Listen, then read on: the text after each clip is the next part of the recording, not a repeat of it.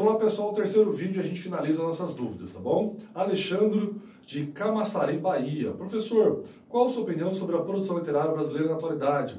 Ela é muito boa, tá? Nós temos bons escritores. É claro que estão dispersos, né? Talvez a gente não tenha como antigamente o escritor que a gente olha e fala, esse é o cara, tá?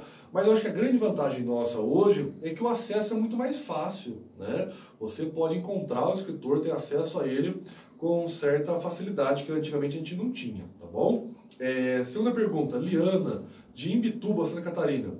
Lima Barreto tem estética? Lima Barreto está num período que não há uma estética definida, que é o pré-modernismo.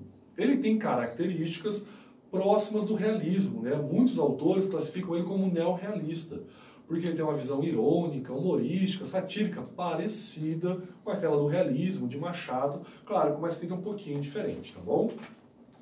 A Ana Flávia. Assistindo a quarta aula conceitual, o professor fala sobre o eu lírico, que seria o eu interior do autor.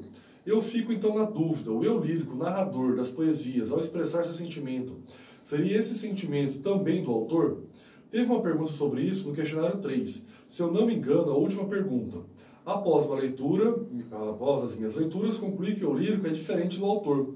Seus sentimentos podem até chegarem a colidir, mas em última instância, normalmente não, pois o autor pode, inclusive, sendo homem, criar um lírico feminino. Perfeito, Ana Flávia, tá? O que a gente tem que lembrar? Muitos autores escreveram baseados na sua experiência pessoal? Escreveram, tá bom?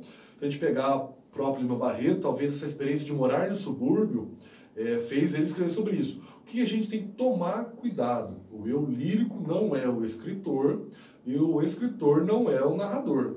Não é, tá bom?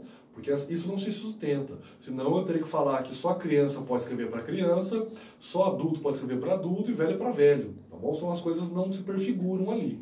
Tá? E uma outra coisa importante é o seguinte, Ana, é que quando eu penso nesse escritor, nesse eu lírico, se eu não tiver por escrito o cara falando, olha, eu escrevi esse livro por causa disso, eu não posso afirmar. Claro que, às vezes, esse estudo da vida do autor com a obra acontece muito, né? Mas, às vezes, a gente tem que tomar cuidado. O cara escreveu tal coisa porque ele viveu tal coisa. Se você tem isso por escrito, ele afirmando isso, ok. Agora, se não, fica uma coisa assim muito vaga, tá? Vou pegar, talvez, o caso mais impressionante para nós é do Cruz de Souza, né? Que foi uma literatura pessimista, com uma visão muito subjetiva, teve uma vida muito difícil, morreu praticamente como indigente. Então ele escreveu lá Vida Obscura porque ele teve uma vida difícil? Não sei, pode ser que a vida difícil dele, os sentimentos que ele viveu, influenciou aquilo, mas não há essa ligação direta, tá? Se não houver essa escrita. Eu cito um caso interessante, uma prova antiga, se não me engano, de 99 a 2000 da Unicamp, que era uma música do Oswaldo Montenegro, e aí deram a prova para ele fazer. Ele respondeu a prova e corrigiram essa prova, sem avisar que era o próprio autor que tinha feito a resposta. E deram como errada a resposta dele.